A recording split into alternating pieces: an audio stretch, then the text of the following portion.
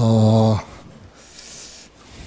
아마 저를 보시면 실망할 것 같은데, 이렇게 아주 잘생긴 목사도 아니고, 저 얼굴에 무슨 은혜를 받았을까, 막 궁금해 하시기도 할 테고, 근데, 아무튼 만나 뵙게 돼서 참 감사하고, 제가 여기까지 내려온 이유는, 여기 올라가려고도 생각은 안 한 건 아닌데, 자꾸 뒤로 가시는 거 보니까 내가 자꾸 앞으로 가야지만 되겠다는 이런 생각이 들었어요. 오늘부터 뭐 이렇게 내일 저녁 또 모레 이렇게 계속 할 수 있다면 제가 여러분을 이렇게 채근해서 앞으로 앉게 해야 하는데, 오늘 처음 이제 왔다가 조용히 바람처럼 사라져야 되는데, 괜히 여러분 짜증내게 하면 또 눈총들을 막 쏠 거고, 그래서 제가 앞으로 가는 게 낫겠다 이런 생각이 들었어요. 한 칸 더 가고 싶은 생각도 있는데 여기까지만 제가 경계선을 잘 하고 말씀을 나누도록 그렇게 하겠습니다. 정 목사님하고 저는 이제 한 10년쯤 좀 더 됐나요? 10년 좀 더 됐죠? 10년 만에 만나니까 얼굴이 많이 늙었네요. 옛날에 굉장히 아주 야물차고, 정용주 그러면 제가 이제 지울 수가 없는 기억이 있어요. 뭐 콩으로 비유를 한다면 서리태 같다 그럴까? 아주 야물차. 돌로 말하면 무슨 큰 바위보다는 이렇게 차돌 같은 그런 느낌이 있어요. 이렇게 참 단단한 분이었다 이런 생각이 들었어요. 그래서 저분은 어디서 어떻게 살고 있을까 이런 이제 생각만 하고 있었어요. 그러다가 이제 되게 전화 연락이 같이 돼서 10년 만에 전화를 해도 반가운 분이 있고, 이틀 3일에 전화해도 짜증나는 사람이 있는데, 목사님과 나는 정말 오래간만에 전화를 했는데 굉장히 제가 마음에 이렇게 어떤 동함이 있었어요. 그래서 어디 가서 뭘 하시는가 하고 제가 이렇게 여쭤봤는데, 여기서 이렇게 만나게 될 줄이야. 제가 참 뜻깊은 만남이다 이런 생각이 들었습니다. 기대는 많이 내려놓고서 말씀을 듣는 게 훨씬 좋지 않겠습니까? 뭐 어떤 음식점에 갔는데 막 미치도록 이 음식이 맛있다, 너무 이런 음식 처음 먹어봤다, 그러고서 갔는데 음식이 별로 이렇게 차지 않으면 더 짜증이 나는데 그 음식점 별로다 이러면 그냥 마음을 비우고 가고, 가서 먹어보니까 좀 괜찮으니까 그때 또 만족도가 오지 않겠어요? 제가 이렇게 사람과 사람을 중매할 때 제가 사람을 칭찬을 많이 하는 성격이다 보니까 이쁘면 너무 이쁘다 그러고 잘생기면 너무 잘생겼다고 그러고, 그런데 해보니까 그렇게 말하는 게 안 좋더라고요. 그냥 대충 생겼다고 말하는 게 훨씬 낫겠더라고요. 그래서 여러분이 저에게 대한 기대는 이렇게 접었으면 좋겠다. 저는 전문 부흥사도 아니기 때문에 여러분들의 어떤 성향에 어떤 걸 원하시는지 잘 모르겠지만 제가 그런 쪽의 부분을 여러분에게 채워드리기는 곤란합니다. 사실은 저는 막 주여 막 이렇게 막 소리를 질러가면서 해보려고도 했는데 그게 그렇게 별로 도움이 되지 않더라고요. 뭐 주여 삼창을 막 시켜보고 애를 써봤는데 삼창해도 밖에 나가면 아무것도 아니더라고요. 저는 이런 거를 너무 많이 봤어요.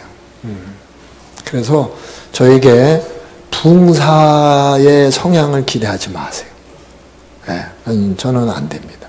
그리고 설교를 2시간씩 하라고 요청하지 마세요. 저는 그건 정말 죽었다 깨어나도 못합니다. 제 설교는 아주 기를 쓰고 애를 써서 1시간은 제가 채워보려고는 하겠습니다. 그런데 제가 이렇게 길게 오래 설교하는 거를 제가 별로 잘 못해요. 그러니까 너무 낙심하지 않았으면 좋겠어요. 여러분의 얼굴을 보니까 몇 사람은 설교가 길지 않다니까 벌써 얼굴이 화색이 돌아오는 그런 느낌인데, 제가 이 자리에 앉아서 제가 그 부흥사들, 옛날 부흥사들 말이죠, 그런 집회에 많이 저도 참석을 많이 해봤어요. 그런데 제일 어려운 게 뭐였냐면 저 사람의 설교가 언제 끝날까? 그게 굉장히 궁금하면서도 스트레스가 되더라고요. 그래서 제가 그때부터는 이제 집회를 다니면서 제 설교의 마침표 시간을 제가 예고하게 됐어요. 제 설교는 9시면 끝납니다. 이러면 힘들어도 성도들이 저 설교는 9시면 끝난대. 이게 굉장히 위로가 되는 것 같아요. 내가 앉아보니까 그래. 이런 분들의 이야기가 또 있어요. 부흥사들이 곧잘 하는 얘기인데 오늘 밤 설교는 성령이 감동하는 대로 하겠다고. 근데 나는 그 성령이 감동하는 대로 한 설교 중에서 짧은 설교를 본 적이 없어요.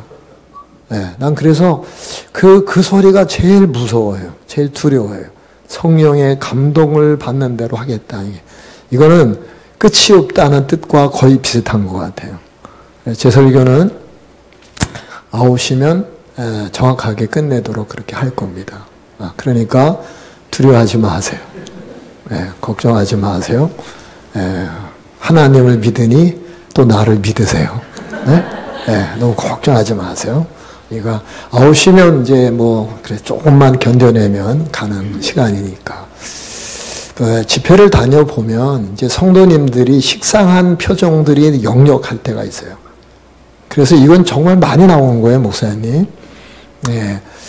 1000명의 교회에 가서 붕해를 해보면 반도 안 나와요. 그러니까 요즘 현실은 자기의 교회의 집회도 본교회 교인들이 안 나와요. 한 3일, 4일 하면 한 번 정도 나와줘요. 하도 목사님이 난리를 치니까 지키기는 너무 부담스럽고 그러니까 그냥 와서 눈도자 한번 하고 그리고 가는 거예요. 그러니까 이유가 뭘까? 부흥에 대한 레파토리가 너무 식상한 거예요, 사실은.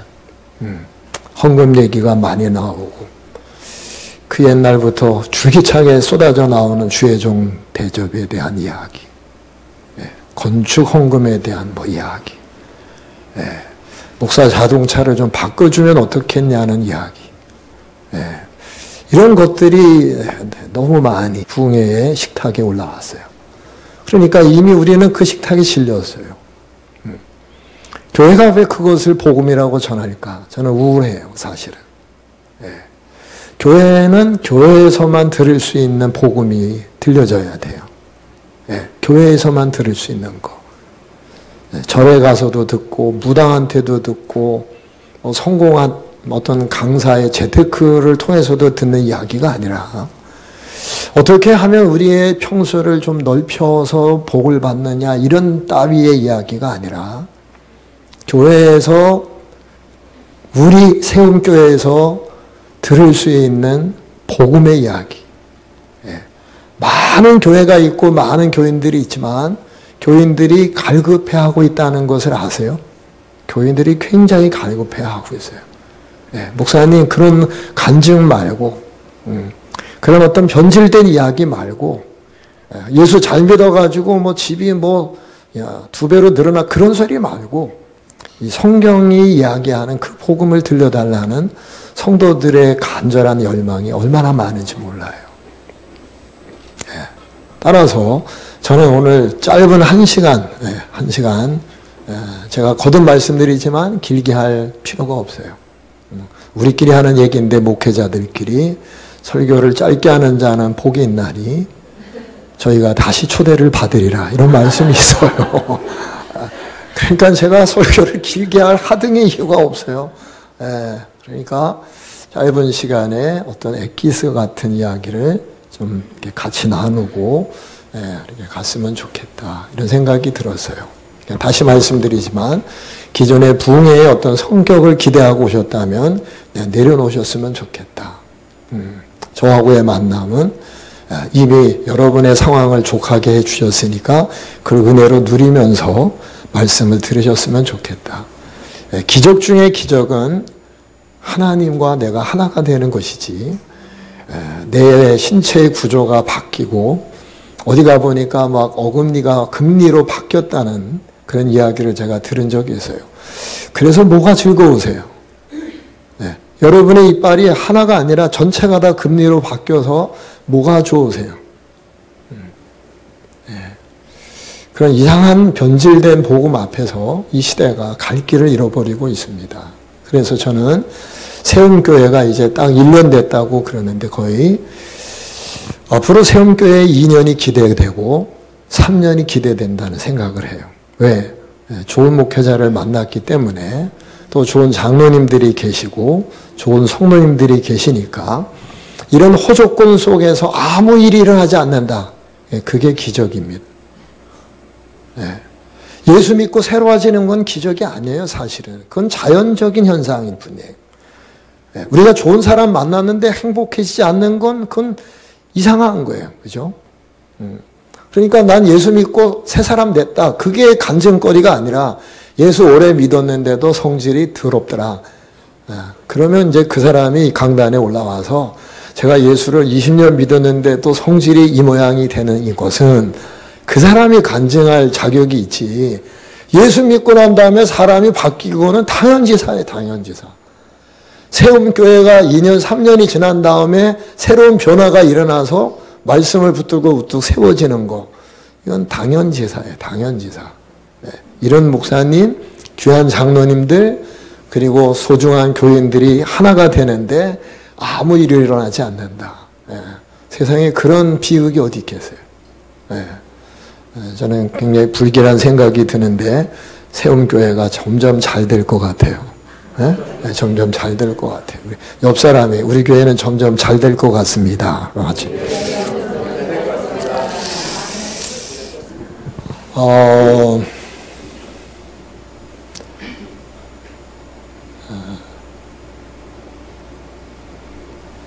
오늘 이 말씀은 제 인생의 키워드입니다.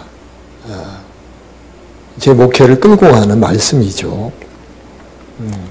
그래서 제가 오늘 첫 시간이었고 혹시 나중에 두 번째, 세 번째 만남이 혹 가능하면 그때 저의 또 목회의 어떤 말씀들을 나누겠지만 이제 첫 시간이었기 때문에 저의 키워드를 제가 말씀을 드리지 않을 수 없습니다.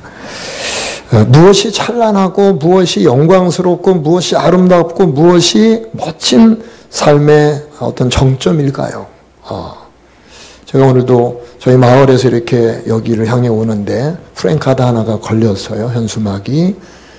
축, 합격. 아무아무개 자녀, 육군사관학교 입학. 이렇게 나왔어요. 그러면 10월은 육군사관학교가 입학되는 현수막이 걸린다는 거예요. 육군사관학교. 조금 더 가면 면 단위에서 또 현수막이 생겼어요. 축, 영광. 암흑의 다방 개호. 이것도 멋있어요. 이게 10월에 이거 굉장히 재미있는 거예요. 무엇이 영광일까? 무엇이 아름다울까? 무엇이 찬란할까? 여러분의 진면목을 어떤 것으로 보여줄까? 목사의 영광은 뭘까? 수천 명의 교인을 한 손에 움켜쥐고 일어서 그러면 일어서고 앉으라 그러면 앉는 걸까? 제가 집회할 때 어느 여집사님이 매우 당돌하게 이런 질문을 했어요. 목사님, 우리가 목사님들의 꼬봉인 줄 아세요? 밥 먹다가 저 체할 뻔했어요. 목사님 그렇게 생각하시나요? 앉아 그러면 앉고 일어서 그러면 일어서고 좌로 굴러오면 굴르고. 우리가 병절 놀이하는 사람들이에요. 목사님들 눈에는 우리가 하찮게 보이세요? 저는 이 질문이 제 인생의 큰 울림이었어요. 큰 울림이었어요. 목사님들 그거 아세요? 목사님들은 좋은 교인을 기대하시죠. 우리는 진짜 목사님을 갈망해요. 우리 하찮은 사람 아니에요. 우리 함부로 다루지 마세요. 목사님이 귀하면 우리도 소중한 예수의 피가 묻은 사람들이에요. 전 그게 우레와 같은 소리도 들렸어요. 제 목회에 큰 반향을 일으켰던 소리였어요. 어떤 설교보다 더 귀한 설교였어요. 목사님, 저는 이런 생각을 하면서 목회를 많이 해요. 설교는 목사만 하는 게 아니다. 설교는 장로만 하는 것도 아니에요. 모든 사람에게 하나님이 주시는 영감이 그 입을 통해서 나오면 그게 설교가 아닐까요? 설교가 목사가 그냥 거룩한 가운을 입고 강단에 섰을 때만 나오는 게 설교라고 생각이 드세요? 나는 그 평신도의 입에서 나오는 그 소리를 설교로 들었어요.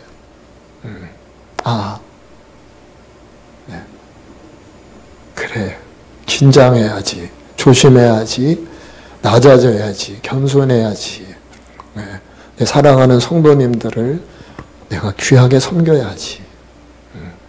제가 어느 세미나에 갔더니 이런 얘기를 하더라고요. 그 목사님의 조남을 대면 다 아는데, 당신들, 그냥 목사들을 앉혀놓고 하는 거예요. 당신들 목회하는 교인들 가운데 당신을 위해서 죽을 교인 몇 명이나 있어. 목사를 위해서 죽을 교인 몇 명이나 양육하고 있어. 막 이게 뭐 그냥 엄청난 소리로 막 그냥 하는 거예요. 그러니까 막 사람들이 기가 죽어갖고 있어요. 세움교회 성도들 가운데 정 목사님을 위해서 죽을 사람이 몇 명이나 있을까? 손 안 들으라고 안 할 테니까 걱정하지 마세요. 몇 명이나 있어요. 근데 저는 그 얘기를 들으면서 굉장히 제 마음이 아팠어요. 무슨 소리를 할까, 저 소리가. 저 사람이 무슨 엉뚱한 저 소리를 할까. 수천 명을 목회하는 대형교회 목사인데 우리 교회는 자기를 위해서 죽을 사람들이 줄을 서 있다는 거예요. 제 마음속에 동의가 되지 않는 거예요. 왜 교인들이 당신을 위해서 죽어? 내가 교인들을 위해서 죽어야지. 왜 양이 목자를 위해서 죽어요? 그걸 자랑이라고 하고 있어요. 여러분, 저는 목회하면서 한 영혼 한 영혼을 붙들고 견디고 사랑하고 양육하고 정말 자식처럼 키웠어요. 제가 죄송한 표현을 쓰는. 나이 많은 장로님, 뭐 어른들이 많지만 저에게는 영적으로 제 자녀예요. 저는 내 피와 살을 나눠준 사람들이요. 나는 우리 교인들을 생각할 때마다 눈물이 막 쏟아져요. 나는 그들을 위해서 죽을 수 있어요. 죽어야 되고 죽을 수 있어요. 기꺼이 죽을 수 있어요. 내 사랑하는 양떼들, 떼 앞에 나가서 그 뜨거운 여름날 막노동하는 교인들도 있어요. 이 추운 겨울날 포장마차를 하면서 지금도 얼어붙은 땅에서 그냥 발을 동동 구르면서 살아가는 그런 아픔도 있어요. 나는 그들을 위해서 죽어야 돼요. 내 사랑하는 양들이 위기를 만난다면 내가 기꺼이 죽어야 하는 거예요.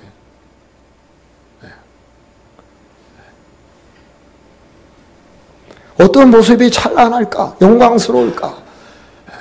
막 대형교회 목회를 하면서 그냥 막 그 소리가 막 하늘의 소리처럼 들릴 것 같은 착각을 하는 사람들.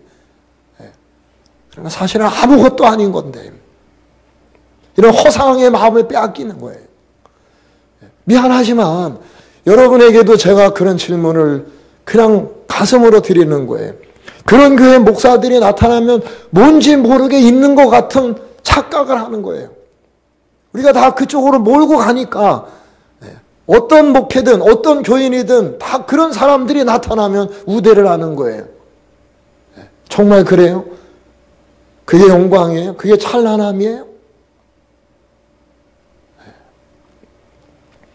구한말 시대에 마부가 예수를 믿었습니다. 아주 천박한 계급이죠. 마부. 말 고삐를 붙들고 가는, 위에 나으리가 말 등에 타고 가는 그 마부가 선교사를 통해 예수를 영접했어요. 예수를 영접하니까 자기의 가치가 인정이 됐어요. 너무나 살 의미가 만들어진 거예요. 행복한 거야. 예수님 때문에 오는 이 놀라운 이 고부가의 가치가 어떤 누구도 부럽지가 않는 거예요. 그래서 어느 날 이 마부가 가슴에서 막 이 뜨거움을 어떻게 할 수가 없어서 자기 주인 나으리에게 예수님을 소개해야 되겠다 하고 이제나 저제나 눈치를 보다가 그날 나으리가 이제 여정을 떠날 때 그 고삐를 잡고 가면서 눈치를 보니까 우리 오늘 주인이 컨디션이 좋은 것 같아. 이때 예수를 전하면 좋겠다 그랬어요. 그래서 나으리 예수 좀 한번 믿으시죠. 예수 믿으면 참 좋습니다. 예수 믿으면 참 행복합니다. 그랬더니 나으리가 일가를 했어요. 이놈아! 내 놈이 예수를 믿으면 나같이 양반이라도 된다는 뜻이야, 이놈아.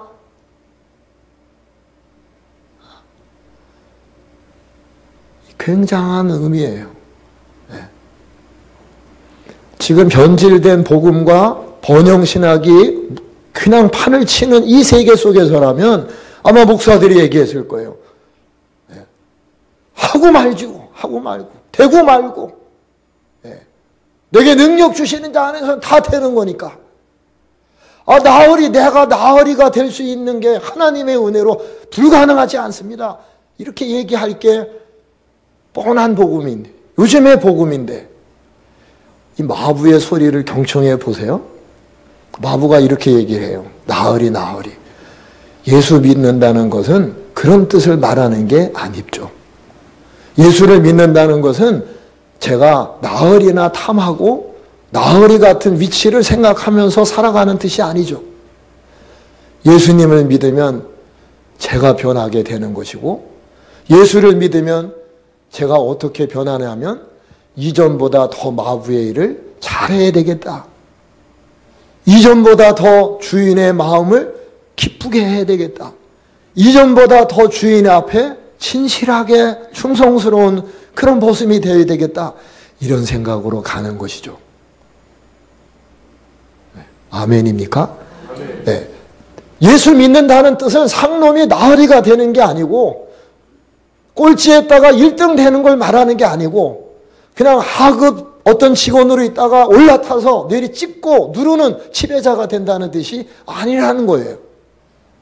복음이 들어간다는 뜻은 뭐냐? 머리가 된다는 뜻은 뭐냐?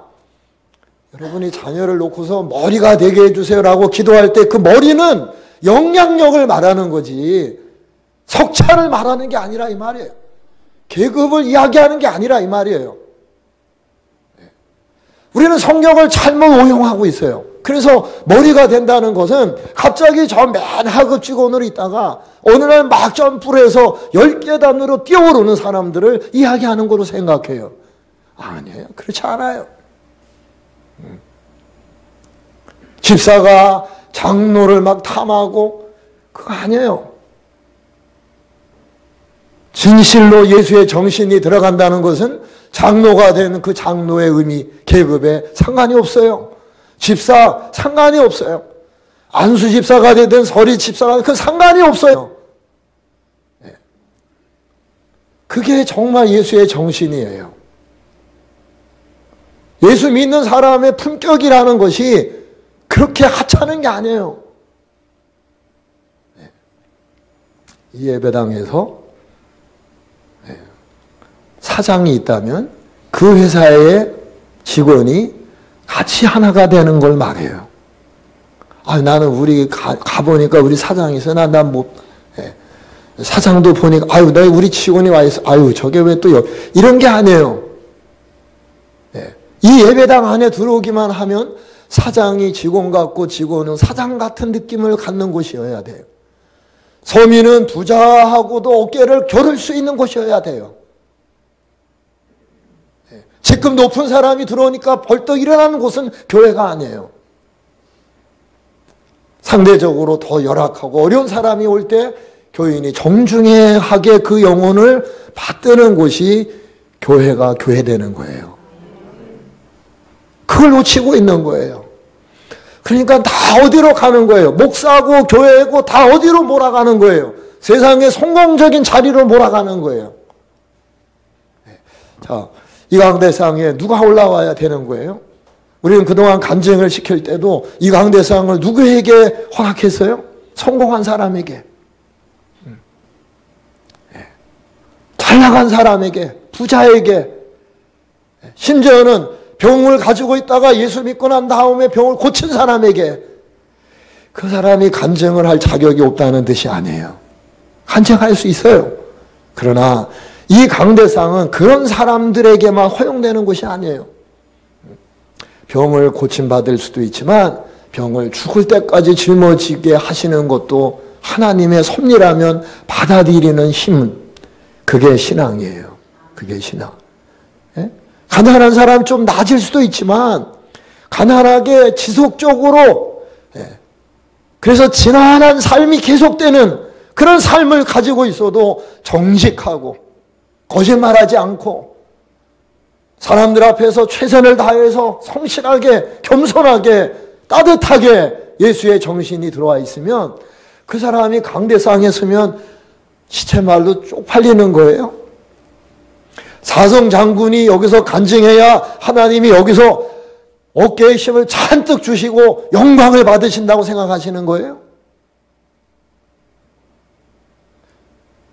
사성 장군은 근처도 가지 못한 위관급이 나와서 그 은퇴를 하고 신앙을 어떻게 지켰는지를 얘기하면 부끄러운 거예요.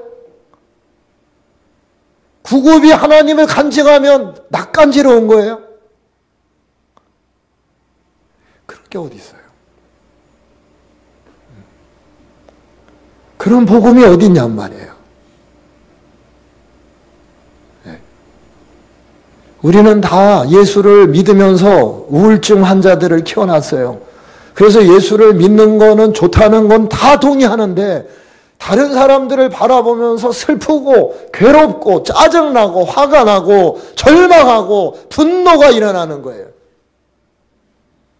언제 나는 저런 사람처럼 잘 될 날이 오나를 기대하면서 오늘을 견디는 거예요.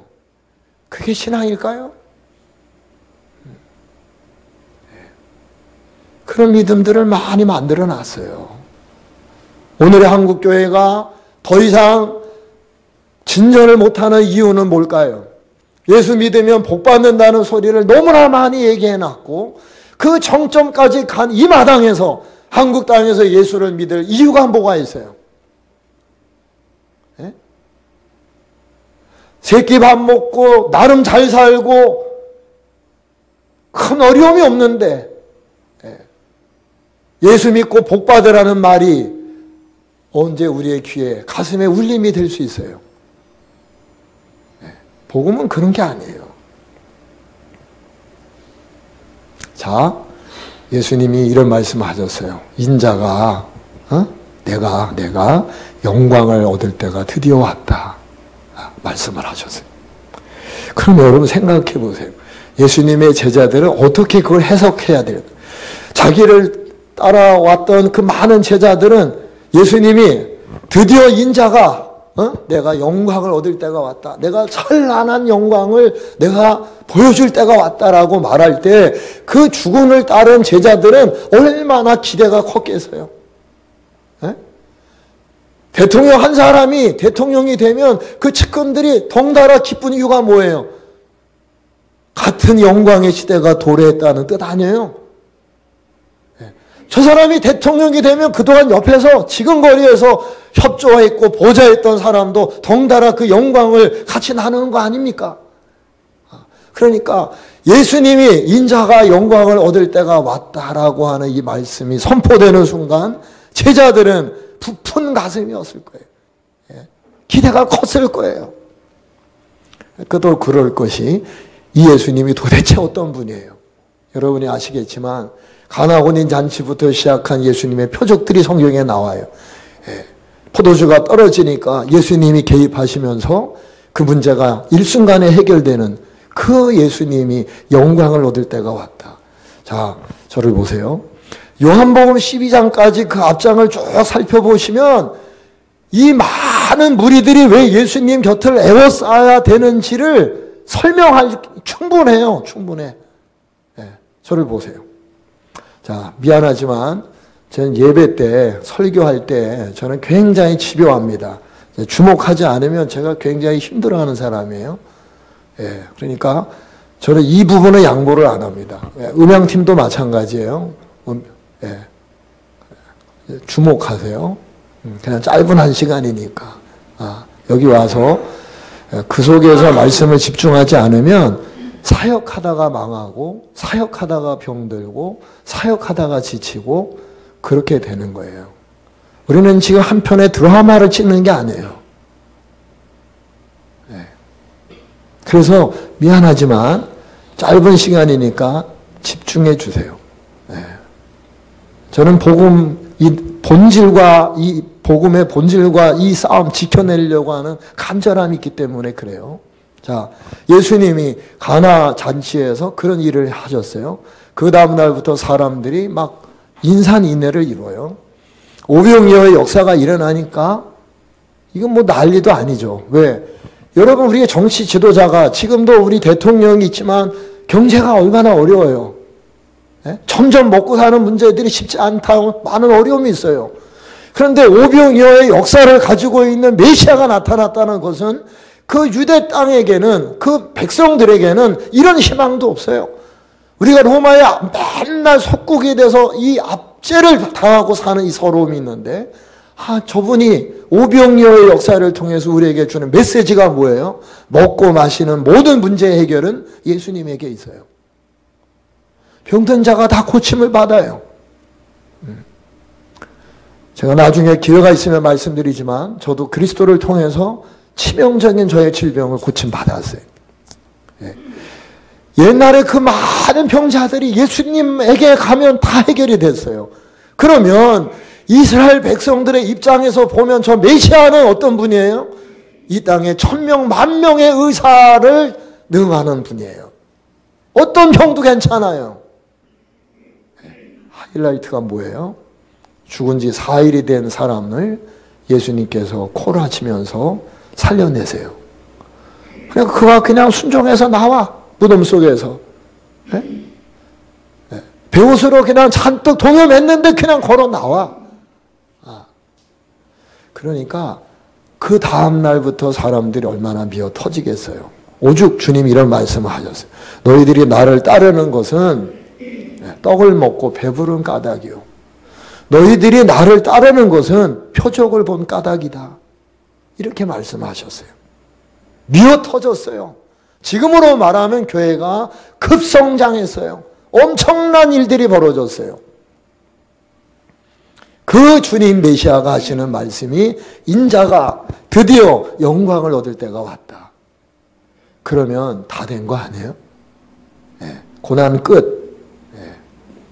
핍박, 아픔, 가난, 궁핍 끝. 네.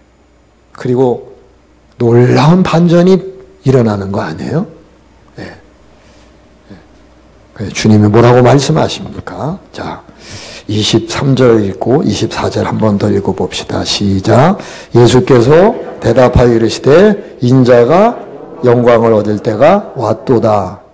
내가 진실로 진실로 너희에게 이르노니 한 알의 밀이 땅에 떨어져 죽지 아니하면 한 알 그대로 있고 죽으면 많은 열매를 맺느니라.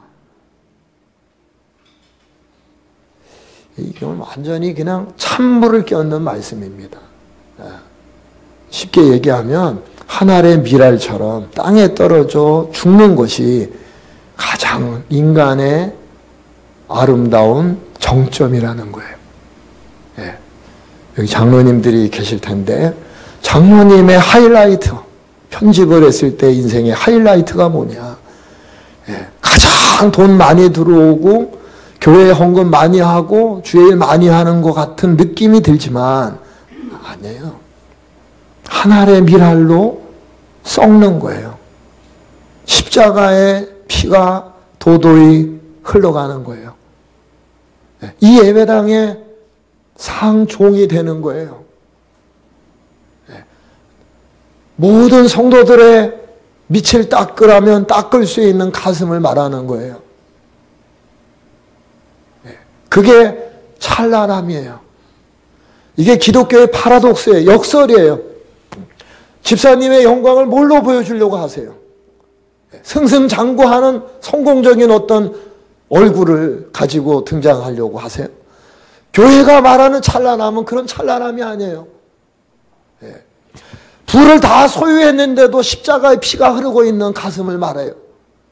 하늘의 미랄처럼 썩을 수 있는 준비된 자세를 이야기해요. 의사가 들어왔다고 칩시다. 아니면 판사가 들어왔어요. 우리 교회 판검사가 있어. 이게 자랑이 아니라 그 판사 검사가 하늘의 미랄처럼 땅에 떨어져 죽는지 안 죽는지를 보셔야 돼요.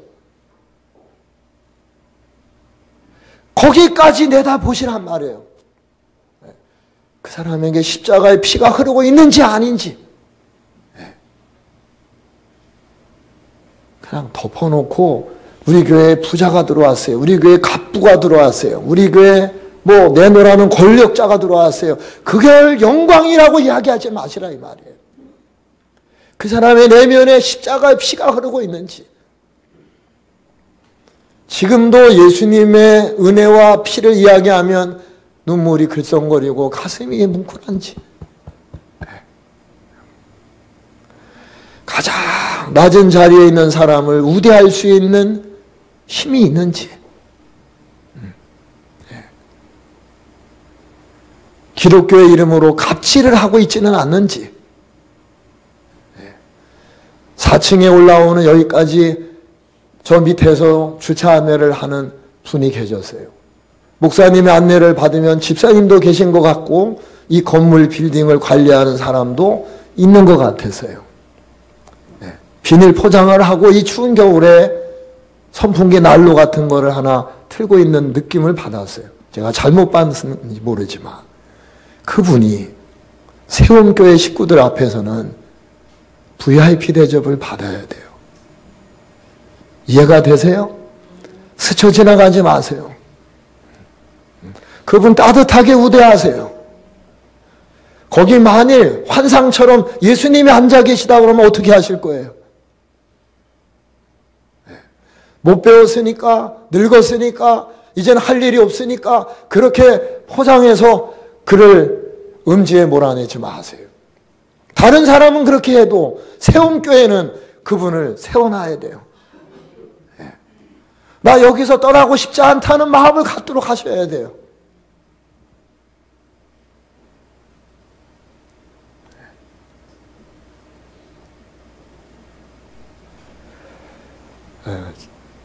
우리 교회 간증 하나만 할게요. 짧은 시간이니까. 제가 84년에 내려가서 목회를 첫 시작할 때 교인이 하나도 없었어요. 제가 우리 장로님하고 식사하면서도 얘기했지만 저는 소심하고 겁 많고 부끄러움, 낯설음을 많이 타는 사람이에요. 교인이 난 몇 명이라도 있어야 내가 좀 살 맛이 나는데 한 사람도 없는 거예요. 주일날이 됐어요. 저는 여기에 올라가. 우리 아내는 여기에 이렇게 앉아 있어요. 이거요, 예배 드리는 게 참 어색만땅이에요. 아내 하나만 쳐다보고 예배 드리는, 이게 보통 어려운 게 아니에요.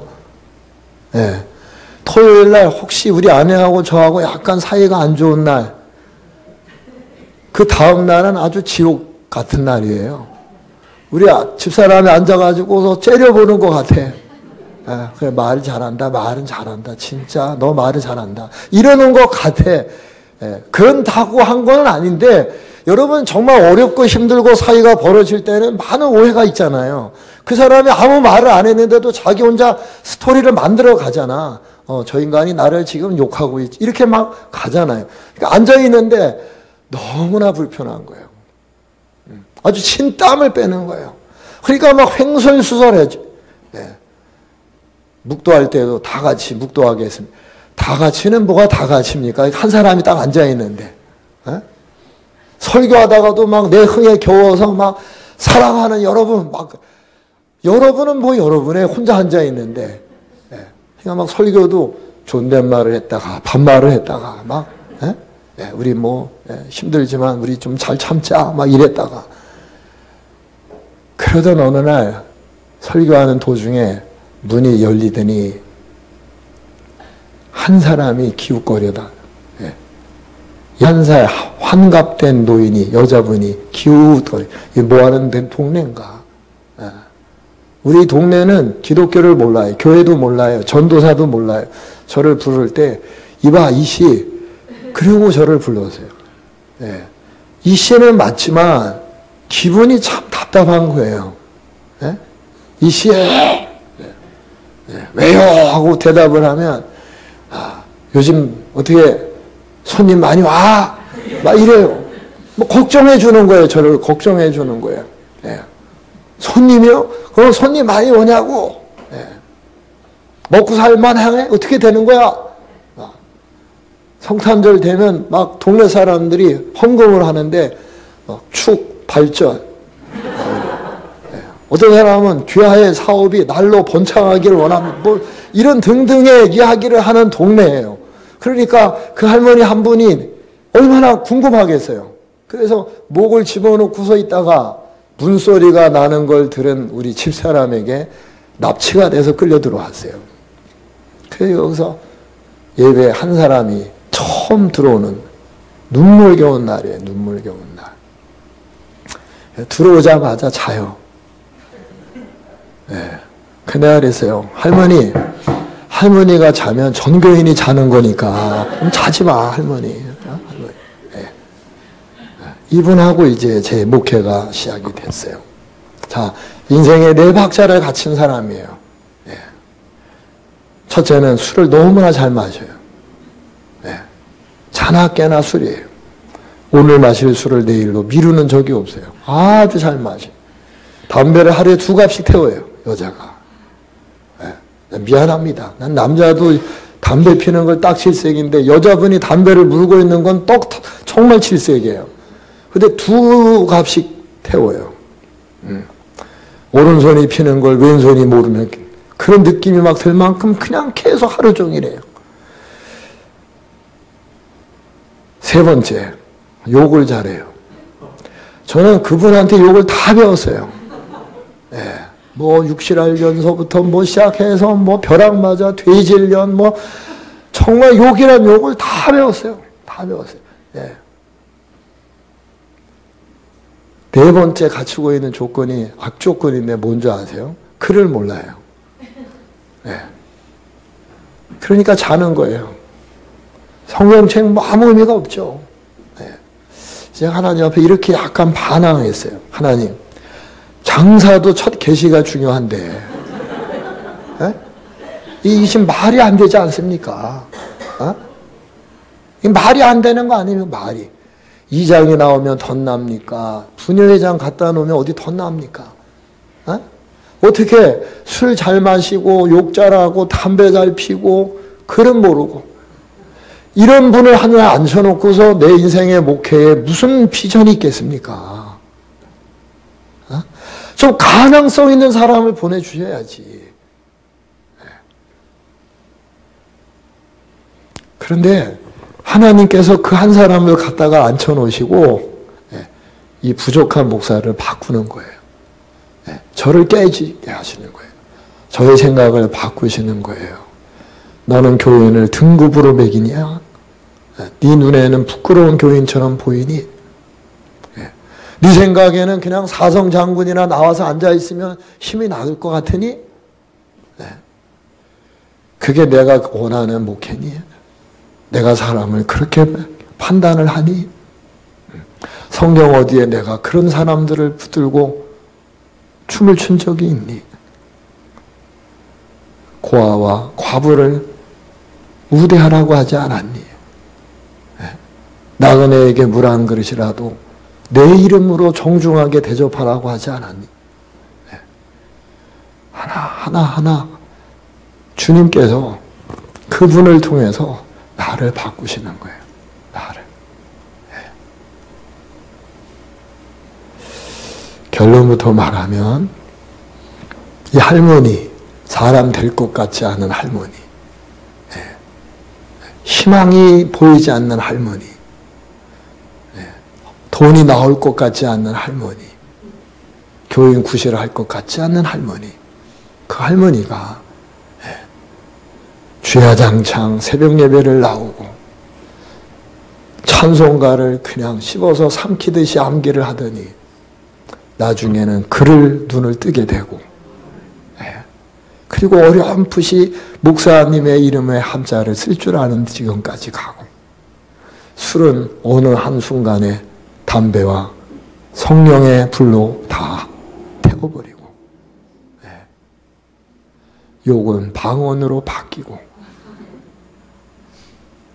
그 한 사람이 될성 같은 어떤 의미가 없었던 한 사람이 하나님의 손에 붙잡히더니 그 한 사람을 통해서 또 한 사람, 또 한 사람. 세월이 흘러서 35년이 지금 힘들교회가 한 알의 밀이 땅에 떨어져 죽으면 많은 열매를 맺는다고 하시더니 엄청난 열매를 맺게 하셨어요. 기가 막힌 일들이 벌어지게 하셨어요.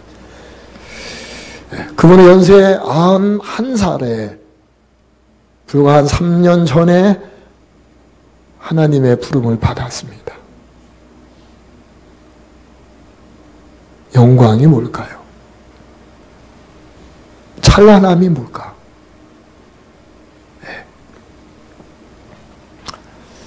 이간증하고 정리하죠. 자, 아마 불교에 계실 때 조장로님 얘기 제가 아까 했죠. 중풍 걸리셨던 장로님 이야기. 해당 교회에서 그 간증을 할 수가 없으니까 제가 나와서 여기서 간증. 10여 년 전에 불교에 우리 전도사님으로 계실 때 그게 붕해를 갔어요.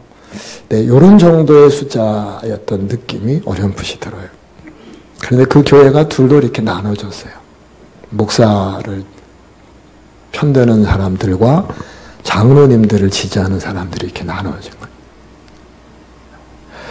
아니, 그 숫자가 똘똘 뭉쳐도 성이 안 차는데, 그게 딱 이렇게 동서로 홍해가 갈라지듯이, 이렇게. 이 교회 괜히 왔다. 제가 숙소에 있는데 도망가고 싶은 생각이 있어요. 하나님, 이 교회, 이게 무슨 꼴이 이런 교회가 있습니까? 왜 이 교회가 이렇게 됐습니까? 유 목사님의 말씀을 들어보니까 그 교회가 장로하고 목사가 이렇게 대립이 된 이유가 전에서부터 왔던 주도권 싸움이 있었지만 장로님의 대표 기도를 장로님이 위에 올라가서 하겠다. 옛날부터 그렇게 했으니까 본 강대상에 올라가서 유 목사님 오시면서 그냥 밑에 강대에서 하시면 좋겠다. 자연스럽게 기도하시고 이렇게 들어가시는 게 어떻겠는가. 이 싸움이 큰 싸움이 된 거예요. 난 그 소리 듣고 깜짝 놀랐어요. 자, 묻겠습니다. 올라가서 기도하는 게 낫습니까? 장로님, 내려와서 기도하는 게 낫겠습니까?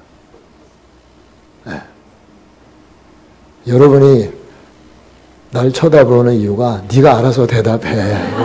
이런 눈동자니까 올라가면 어떻고 내려가면 어떻습니까? 장로가 올라가겠다는, 기어이 올라가겠다는 뜻은 또 뭡니까? 뭐겠습니까?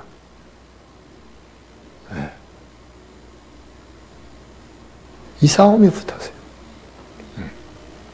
장로님들이 연대해서 우리는 올라가야 된다. 목사님은 되도록이면 그냥 낮은 모습으로 기도하시는 게 어떨까요? 싸움이. 점점 감정이 악화되고 나중에 급기야는 그 수석 장로님이라는 조장로님이 목사님 댁을 찾아오다가 쓰러져서 절반이 잘라졌어요. 중풍이 걸려서 심하게 왔어요. 해석이 또 둘로 나눠졌어요. 해석이. 자, 목사편에서 있는 분들이 어떻게 해석하겠어요? 주의 종을 대적하더니. 그래서 역시 주의 종은 대적하면 안 돼. 장로 측에서는 멀쩡한 장로를 저희 희한한 목사가 오더니 열받게 해가지고 까무러치게 했다. 이 싸움에 이 싸움. 인간 참 연약한 거예요. 사악하고 어리석고 무지한 거예요. 뭐가 영광인 거예요? 뭐가 아름다운 거예요? 네. 그래서 집회가 됐는데 그 장로님 나오지도 않은 거예요. 나오기도 불편한 거예요, 몸이. 네. 그런데다가 감정이 치열하게 접전을 이루니까 안 나오는 거예요.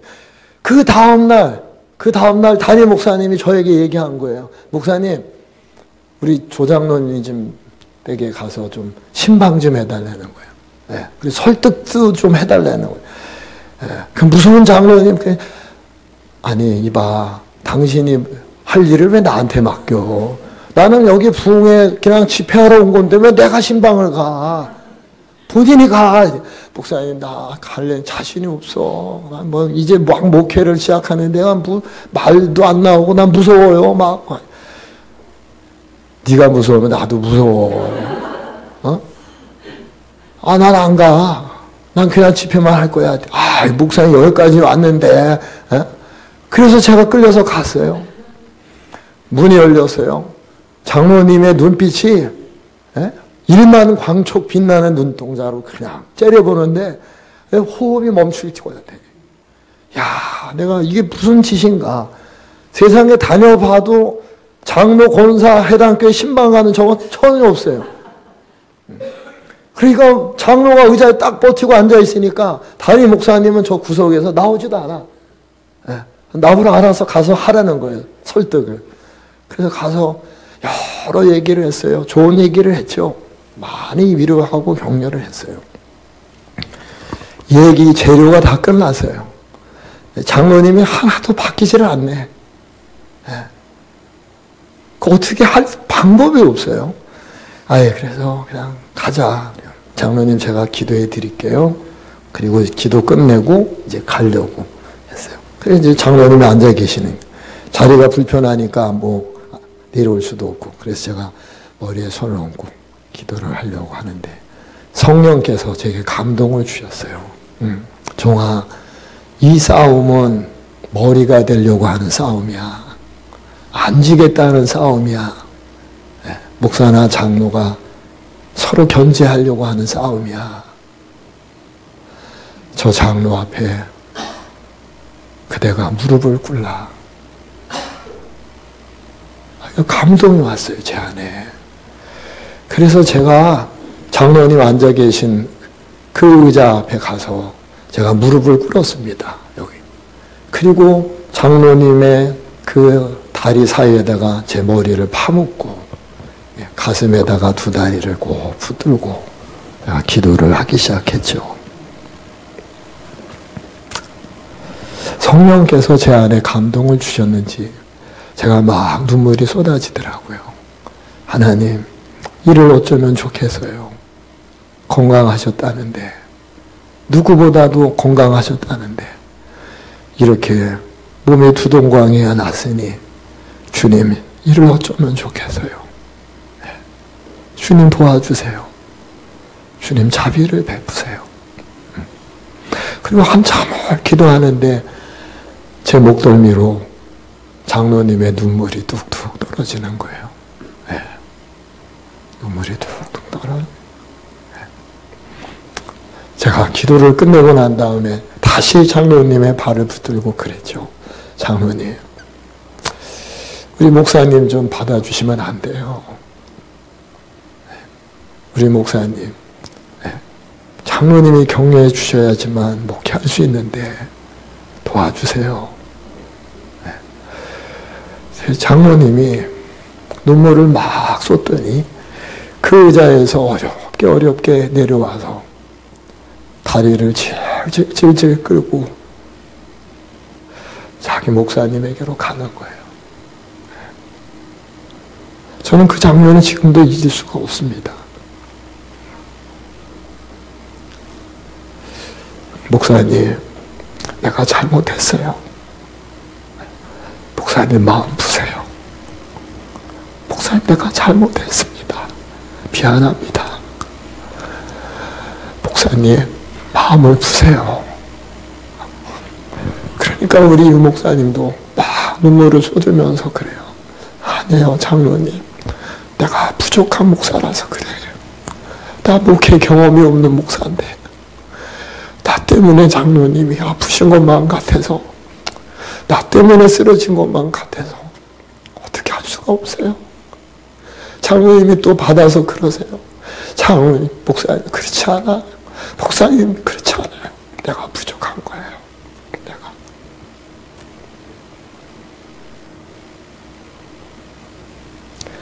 그날 밤, 두 번째 날 집회가 되는 그날 밤에 지팡이를 잡고 후들후들 장로님이 예배당에 나오시면서 혼자 나오셔서 특송을 하셨어요. 동서로 갈라진 물이 합류가 되고 홍해처럼 갈라진 물이 다시 하나가 되었어요. 그리고는 그 불편한 몸을 이끌고 집회 끝날 때까지 한 번도 빠짐없이 나오셨어요. 교회가 그 아픈 상처들이 너무나 많은 까닭에 서로 핥히고, 네가 나한테 들어오라 그러고, 네가 나한테 엎드리라 그러고, 난 너 같은 사람에게 질 수가 없다. 이런 일들이, 이런 상처들이 그 안에 가득했었어요. 그걸 성령께서 치유시켜 놓으셨어요. 그러면서 교회가 반등하기 시작했어요. 제가 3년쯤 지난, 4년쯤 지난 어느 날 다시 앵콜 집회를 초청받아서 그 교회를 갈 때 조장로님이 제일 먼저 나와서 저를 기다리고 계셨어요. 목사님, 보고 싶었다고.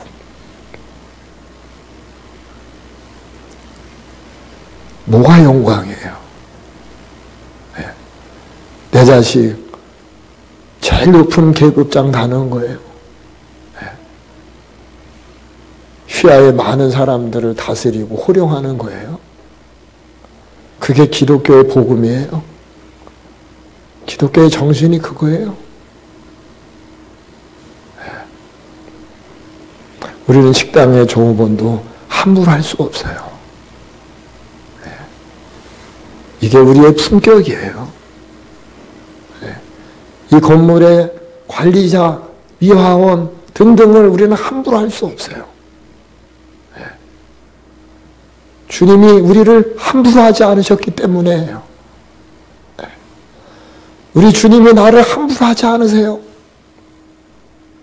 부족하기만 하고 죄만 짓고 연약하기가 끝이 없는데 하나님 나 함부로 하지 않으세요. 그러니 내가 누구를 함부로 해요. 아까 소개했던 한 여자 집사님의 말씀처럼 내가 왜 우리 교인들을 함부로 해요? 내가 왜 병정놀이해요? 언제라면 안고 서랍에 서는 교인 만드는 걸 가지고 인생에 어떤 의미를 부여할 수 있어요? 예수님이 피값으로 산 귀한 성도들을 함부로 할 수 있어요? 세움교회는 성남의 수백 수천 교회 가운데 하나여서는 곤란해요. 세움교회를 향한 하나님의 기대가 있다는 걸 기억하세요. 지나가는 사람들을 함부로 하지 않는 교회, 가난한 사람들을 왕처럼 섬기는 교회,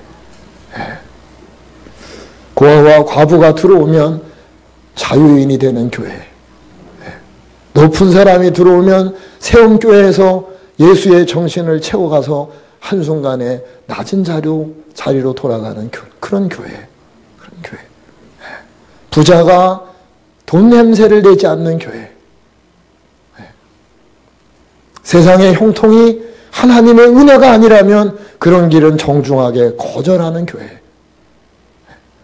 주께서 우리를 세상에서 가장 큰 높은 자리로 세워주시는데 거기 하나님의 은혜가 없는 위험한 자리라면 주님 사양하겠습니다. 차라리 주님의 은혜로 채워지는 가난함을 주셔서 그것을 갈망하는 교회. 그런 교회.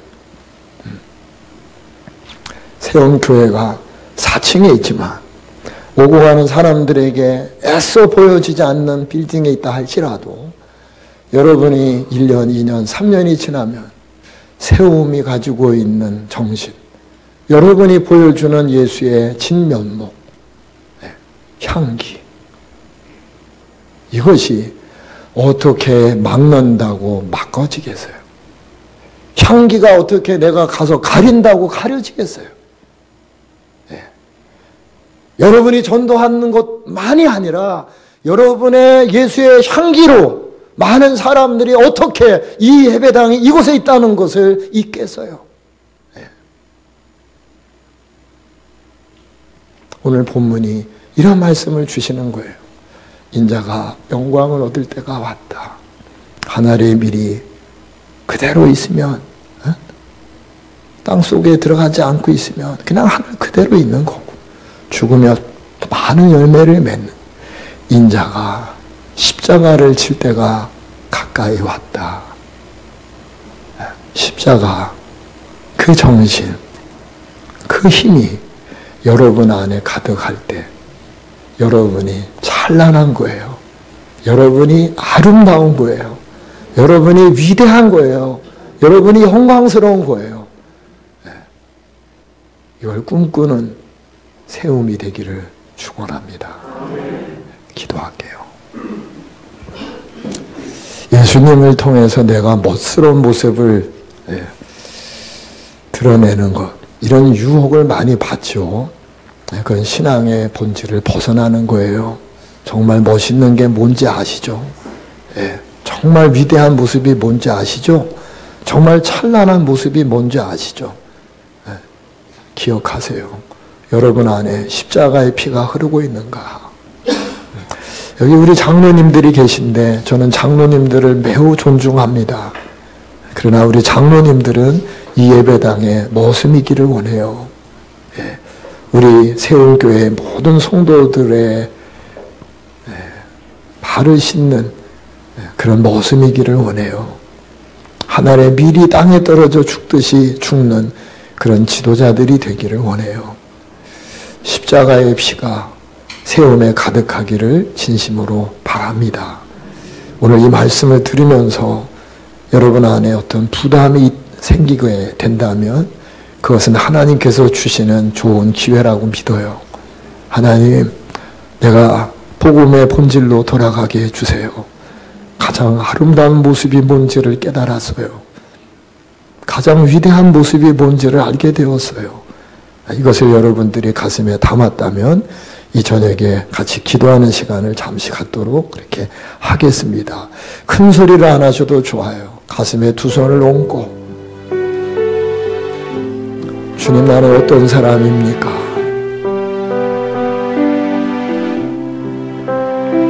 주님, 나는 어떤 길을 가야 합니까? 세움교회는 어떤 교회를 지향해야 합니까? 이제 설립된 지 1년밖에 안 된 교회의 미래를 주님께서 기대하고 계십니다. 여러분, 시간 기도할 때 내가 하늘의 밀이 되게 하소서. 내가 이 예배당의 하늘의 밀알이 되게 하소서. 내가 죽게 하소서.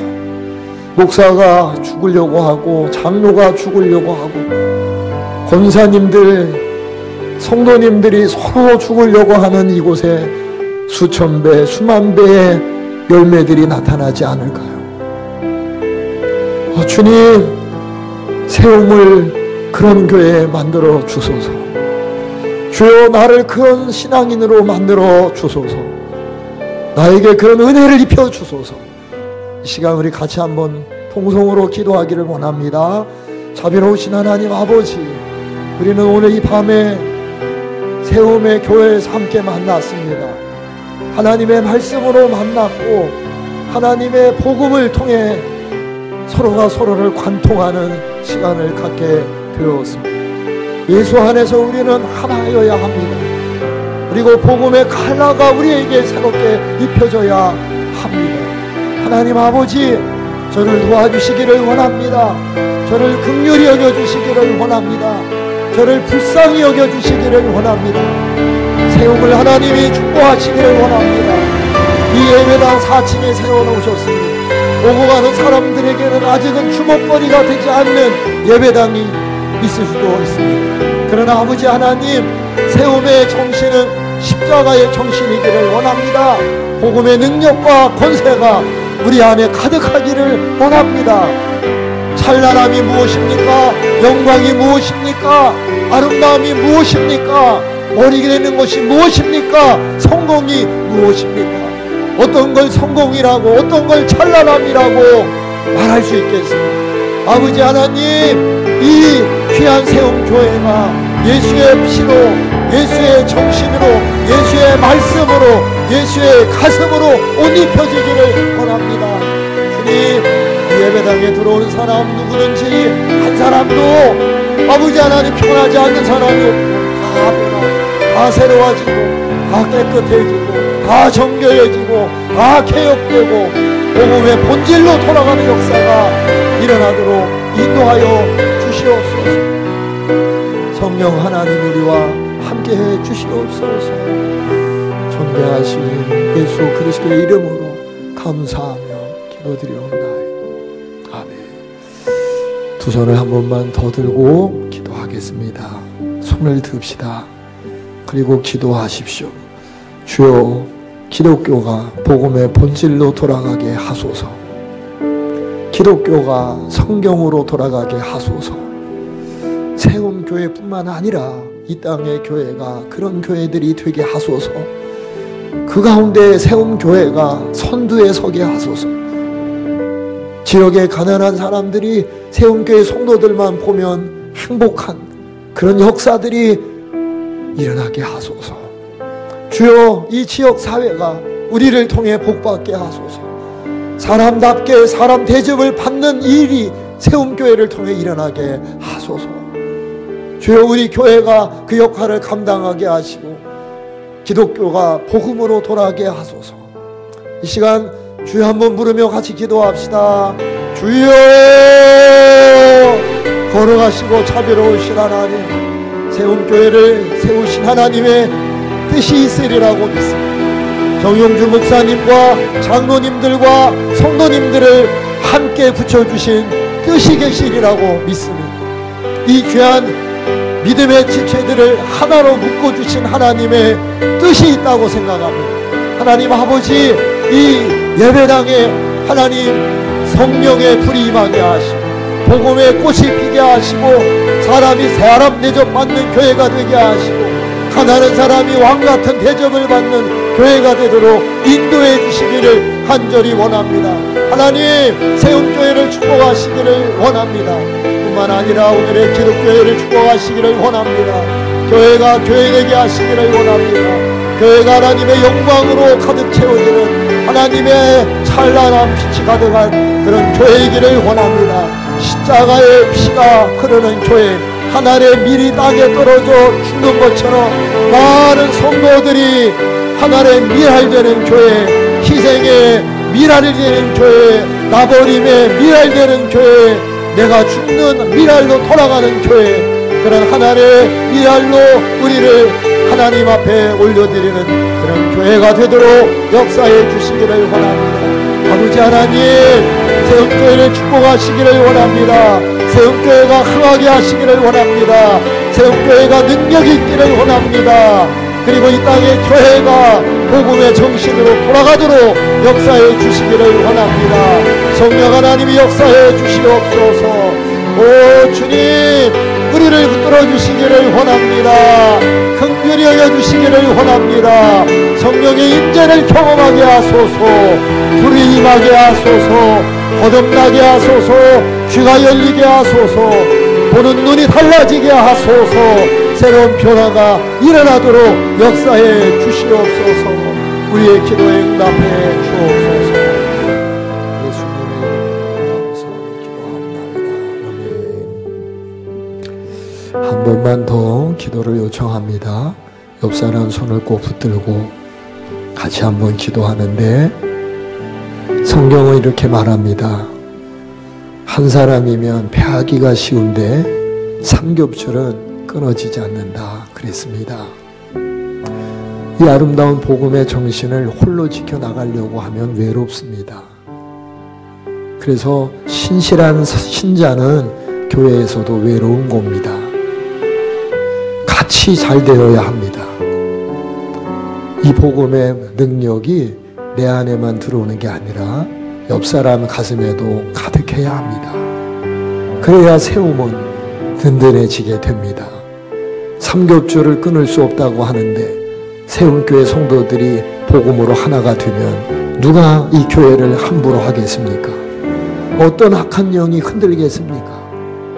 따라서 나만 하나님의 사람으로 바로 세워지는 게 중요하지 않습니다. 옆 사람도 같이 일어나야 합니다. 하나님, 이 은혜가 옆에 있는 우리 지체에게, 옆에 있는 내 남편에게, 내 가족에게 일어나게 하소서. 주여, 그래서 우리가 다 일어나게 하소서, 다 승리하게 하소서, 성령의 불로 채워주소서. 이 시간 우리 옆 사람을 위해서 간절한 마음으로 축복 기도합시다. 할렐루야. 하나님, 이 시간 우리가 복에 복이 되기를 원하는 간절한 마음을 담고 지체들을 향하여 축복합니다. 나사렛 예수의 이름으로 복을 빕니다. 사랑하는 자여, 내 영혼이 잘됨, 내가 본사에 잘되고 내 육체가 강건하기를 내가 간구한다고 말씀하십니다. 아버지 하나님, 나만 일어나면 되는 게 아닙니다. 남편만 일어난다고 되는 게 아닙니다. 아내만 믿음을 간직했다고 되는 게 아닙니다. 우리 모두가 다 일어나야 합니다. 다 일어나야 합니다. 남녀노소 할 것 없이 믿음의 줄을 든든히 붙들어야 합니다. 복음 안에서 하나가 되어야 합니다. 말씀의 능력으로 하나가 되어야 합니다. 하나님의 영광을 드러내는 교회여야 합니다. 나도 이겨내고 옆에 지체도 이겨내야 합니다. 내 남편도 힘있고 아내도 능력을 받아야 합니다. 아내도 뜨거워야 하지만 남편도 불을 팔아야 합니다. 나도 눈을 떠야 하지만 남편도 눈을 떠야 합니다. 나도 하나님을 붙들어야 하지만 다 일어나야 합니다.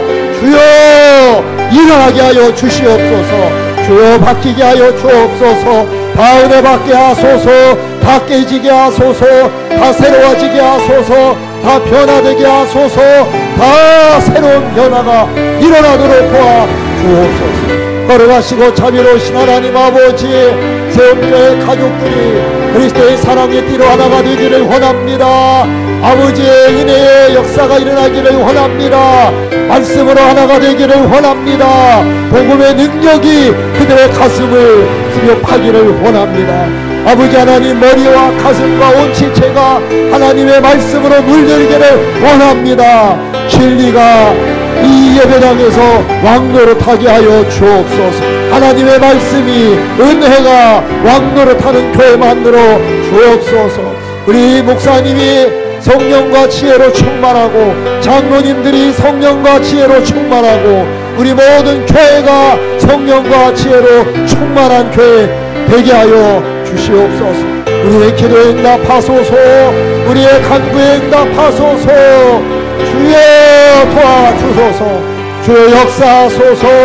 임마누엘의 주님의 임재를 나도 경험하고 너도 경험하고 우리 모두가 다 경험하는 세움교회가 되게 하소서. 주여, 이 예배당이 하나님의 은혜로 복받게 하소서. 하나님의 성령으로 가져가게 하소서. 주여, 도와주옵소서. 역사하여 주시옵소서. 우리 기도 가운데 함께해 주시옵소서. 아멘, 아멘. 감사합니다. 인자가 영광을 얻을 때가 왔도다. 이 한마디에 흥분했을 제자들에게 내일부터 부귀와 영광을 누릴 것 같고 권력을 차지할 것 같고 우리의 세상이 도래할 것 같은 기대에 부풀었던 제자들에게 한 알의 미랄로 돌아가라. 땅에 떨어져 죽는 씨앗처럼 되라. 그것이 찬란함이고 영광이고 아름다움이라고 말씀하신 하나님, 세움교회가 이 엄중한 하나님의 말씀을 받아들이게 하소서. 세움교회는 이 말씀을 받아야 합니다. 가슴에 담아야 합니다. 세움교회가 숫자가 증가되는 것을 꿈꾸는 교회가 아니라 한 알의 미랄이 서로 되기 위해서 서로 서로 경쟁하는 교회, 내가 먼저 죽겠다고 나서는 교회, 내가 희생하겠다고, 내가 기도하겠다고, 내가 험한 일을 감당하겠다고 서로가 다 경쟁하듯이 이 예배당에서 선한 싸움을 하는 교회가 될 때 하나님 영광을 받으실 줄로 믿습니다. 세움교회가 그런 신자들로 가득하게, 정말 가득하게 하소서. 이곳에 왔더니 목사님이 왕인 줄 알았더니 가장 낮은 자리에 있구나. 장로님들이 왕인 줄 알았더니 장로님들이 머슴인 교회구나. 돈 많은 사람이 대접받는 교회인 줄 알았더니 가난한 사람이 왕이 되는 교회구나. 자유로운 교회구나. 정말 사람 대접을 해주는 교회구나. 이것을 세움교회가 드러내게 하소서.